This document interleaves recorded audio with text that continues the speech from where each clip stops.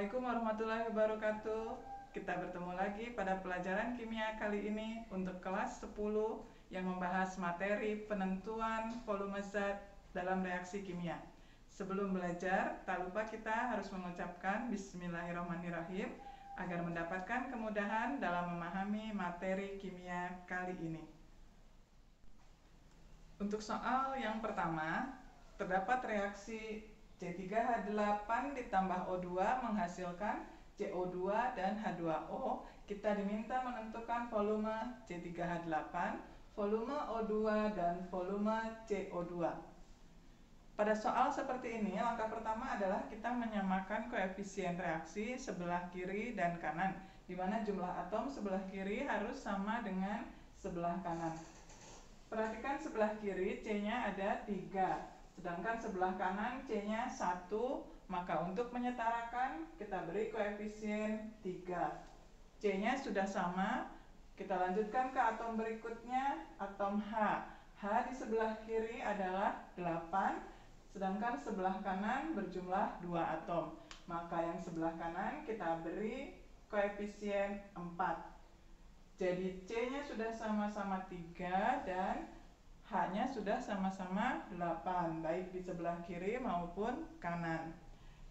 Yang tinggal kita samakan adalah jumlah O-nya. Perhatikan sebelah kanan, O-nya kita hitung dulu. O di sebelah kanan berjumlah 3 kali 2 itu 6, ditambah 4 kali 1 itu 4, dan hasilnya adalah 10 atom O. Maka di sebelah kiri, agar setara, kita harus menambahkan angka 5 di depan O2, karena 5 dikali 2 jumlahnya atom O sama dengan 10. Selanjutnya, kita akan mencari jumlah volume dari C3H8. Yang menjadi patokan pada reaksi ini adalah H2O, karena sudah diketahui dia jumlahnya 10 liter. Maka untuk mencari volume C3H8 dirumuskan dengan koefisien C3H8 dibagi dengan koefisien H2O dikali dengan volume H2O. Koefisien C3H8 adalah 1 ya, angka di depan ini dianggap 1, lalu H2O koefisiennya 4 dikali volume yang diketahui adalah 10 liter. Maka hasilnya adalah 2,5 liter. Berikutnya volume O2 yang ditanya. Volume O2 rumusnya adalah koefisien O2 dibagi dengan koefisien H2O lalu dikali dengan volume H2O. Perhatikan koefisien O2 adalah 5. Jadi 5/4 kali 10. 5/4 dikali volume yang diketahui adalah 10, maka hasilnya adalah 12,5 liter. Lalu yang terakhir kita akan menentukan volume dari CO2. Yang ditanya berikutnya adalah CO2. Maka rumusnya volume CO2 adalah koefisien CO2 kita bagi dengan koefisien H2O lalu dikali dengan volume H2O. Koefisien CO2 kita lihat dalam reaksi didapat tadi angka 3. Maka koefisiennya nanti 3 dibagi 4. 3 dibagi 4 lalu dikali 10 liter, maka hasilnya adalah 7,5 liter.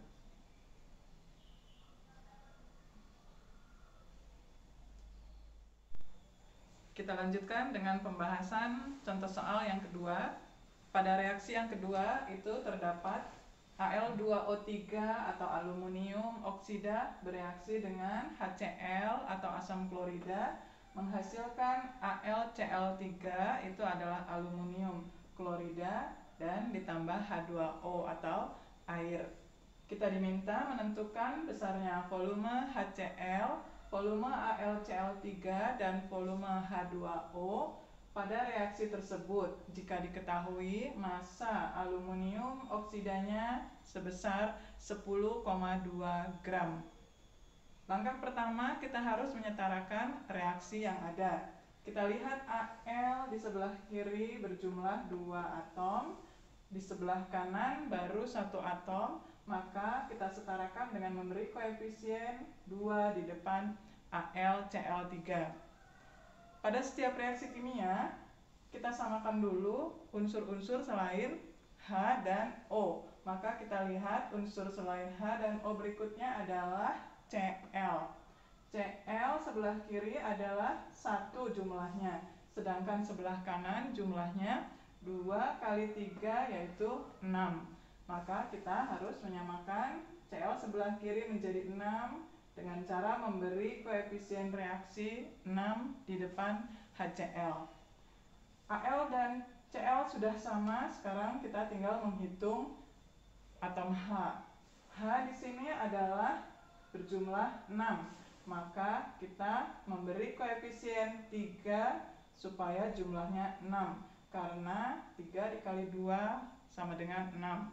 Jadi atom H-nya sudah sama dan atom O-nya berjumlah 3 kali 1 sebelah kanan sudah sama dengan sebelah kiri, yaitu berjumlah 3 atom O. Selanjutnya yang diketahui adalah Al2O3 sebesar 10,2 gram. Maka kita harus menghitung mol dulu dari Al2O3. Rumusnya adalah gram dibagi dengan mR-nya Al2O3. Gramnya diketahui jumlahnya 10,2, lalu mR-nya kita hitung. Al itu adalah 27, berarti 2 kali 27 ditambah 3 kali O itu adalah 16. Jadi 3 kali 16, kalau dihitung mR-nya ini adalah 102. Maka 10,2 dibagi dengan 102, hasilnya adalah 0,1 mol. Karena satuan yang digunakan dalam persamaan reaksi adalah mol. Setelah kita mendapatkan jumlah mol dari Al2O3, dia selalu menjadi patokan untuk mencari volume zat-zat yang lain. Misalnya kita menentukan volume HCl, maka kita harus menghitung dulu mol dari HCl. Rumusnya adalah koefisien HCl dibagi dengan koefisien yang diketahui adalah Al2O3 dikali dengan mol Al2O3. Koefisien HCl, perhatikan dalam reaksi adalah 6. Berarti 6 per 1 kali molnya tadi sudah didapat 0,1 mol, hasilnya sama dengan 0,6 mol.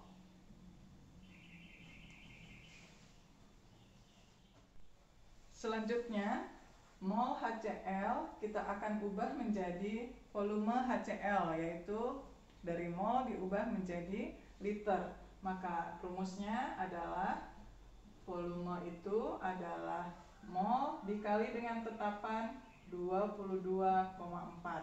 Jadi hasilnya 0,6 dikali dengan 22,4 didapat hasilnya 13,44, satuannya liter. HCl sudah selesai. Sekarang kita lanjutkan. Yang dicari berikutnya adalah AlCl3.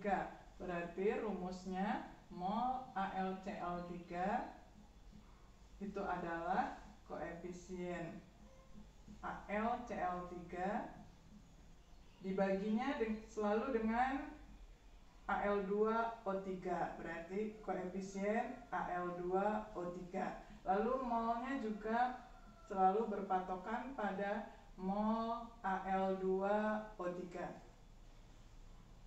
Dalam reaksi tadi sudah didapat koefisien AlCl3 adalah 2, maka koefisiennya 2/1 kali molnya tadi sudah didapat 0,1 mol, hasilnya adalah 0,2 mol. Terakhir kita merubah dari mol menjadi liter, berarti volume AlCl3 itu adalah mol, kita kalikan dengan tetapan 22,4.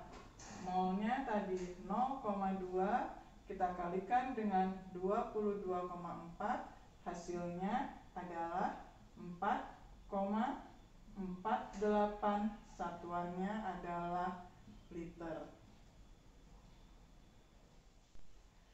Yang terakhir pada soal ini adalah kita diminta menentukan besarnya volume H2O pada reaksi tersebut. Langkahnya sama dengan yang pertama, yaitu kita menentukan dulu mol H2O. Rumusnya adalah koefisien H2O dibagi dengan koefisien Al2O3 lalu dikali dengan mol Al2O3.